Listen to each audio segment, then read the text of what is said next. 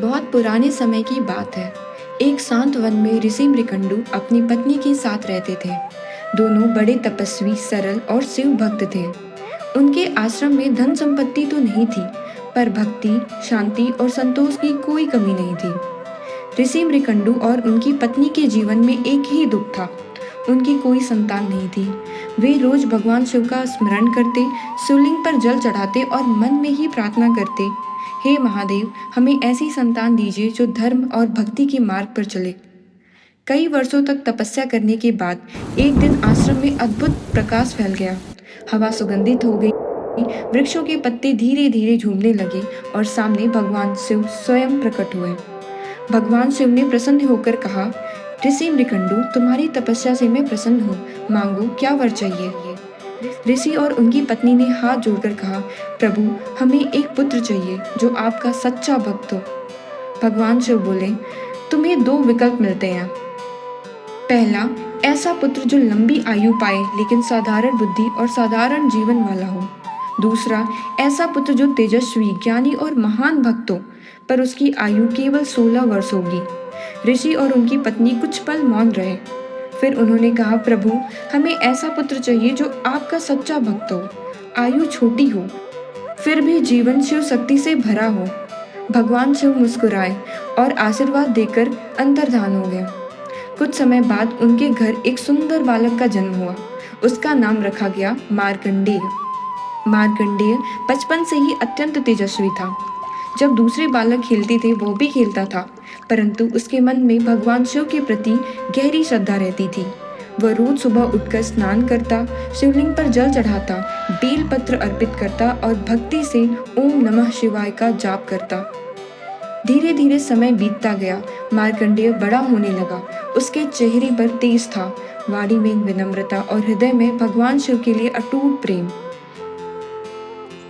पर जैसे जैसे उसका 16वां वर्ष पास आने लगा, उसके माता पिता के मन में चिंता बढ़ने लगी। वे उसे देखकर मुस्कुराते तो थे, लेकिन उनकी आंखों में छिपा दुख मार्कंडेय से छिप नहीं पाया। एक दिन मार्कंडेय ने अपने पिता से पूछा, पिताश्री, आप और माताजी मुझे देखकर दुखी क्यों हो जाते हैं? क्या मुझसे कोई भूल हुई है? ऋषि मृकंडू ने उसे अपने पास बैठाया। उनकी आंखें भर आई। उन्होंने कहा, पुत्र, तुमने कोई भूल नहीं की है। तुम तो हमारे जीवन का सबसे बड़ा आशीर्वाद हो। पर तुम्हारे जन्म से पहले भगवान शिव ने हमें बताया था कि तुम्हारी आयु केवल 16 वर्ष होगी। यह सुनकर मार्कंडेय कुछ पल शांत रहा। फिर उसने अपने माता पिता के चरण छुए और बोला, यदि मेरा जीवन भगवान शिव की कृपा से मिला है तो उसका अंत भी उनकी शरण में ही होगा। मृत्यु से डरना कैसा, जब महादेव मेरे आराध्य हैं। उस दिन से मार्कंडेय की भक्ति और गहरी हो गई। वह दिन रात शिवलिंग के सामने बैठकर भगवान शिव को स्मरण करने लगा। उसके मन में भय नहीं था, केवल विश्वास था। धीरे धीरे वह दिन आ गया जब मार्कंडेय की आयु 16 वर्ष पूरी हो गई। आकाश में बादल घिर आए, वातावरण गंभीर हो गया। उसी समय यमराज अपने दूतों के साथ वहां आए। वे धर्म के नियम के अनुसार मार्कंडेय के प्राण लेने आए थे। यमराज ने देखा कि बालक मार्कंडेय शिवलिंग से लिपटा हुआ है और आंखें बंद करके भगवान शिव का ध्यान कर रहा है।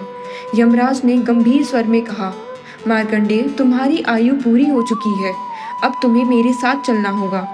मार्कंडेय ने आंखें खोली, लेकिन उसके चेहरे पर कोई डर नहीं था।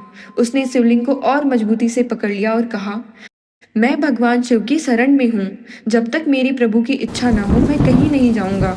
यमराज ने अपना पाश फेंका।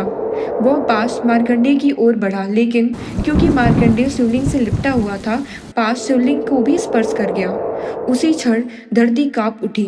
शिवलिंग से दिव्य प्रकाश निकला। आकाश में गड़गड़ाहट हुई और उसी शिवलिंग से भगवान शिव प्रकट हुए।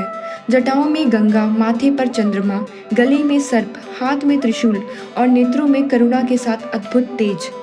भगवान शिव ने क्रोध और करुणा भरे स्वर में कहा, यमराज, मेरा भक्त मेरी शरण में है। जो भक्त सच्चे मन से शिव का स्मरण करता है, उसके जीवन का निर्णय केवल समय नहीं करता, उसकी भक्ति भी करती है। यमराज ने भगवान शिव को प्रणाम किया और कहा, प्रभु, मैं तो केवल धर्म का नियम निभाने आया था। भगवान शिव बोले, धर्म वही है जिसमें करुणा हो। यह बालक मेरी शरण में आया है, इसकी भक्ति मृत्यु से भी महान है। फिर भगवान शिव ने मार्कंडेय की ओर देखा। उनके नेत्रों में पिता जैसा प्रेम था। उन्होंने कहा, वत्स मार्कंडेय, तुम्हारी भक्ति ने तुम्हें अमर बना दिया। तुम सदा युवा, सदा ज्ञानी और सदा भक्तों के लिए प्रेरणा बनकर रहोगे। मार्कंडेय ने भगवान शिव के चरणों में सिर रख दिया। उसके हृदय में कोई अहंकार नहीं था। उसने कहा, प्रभु, मुझे अमरता नहीं चाहिए, मुझे बस आपकी भक्ति चाहिए। भगवान शिव प्रसन्न हुए और बोले, यही सच्ची भक्ति है, जहाँ भक्त वरदान से अधिक भगवान को चाहता है।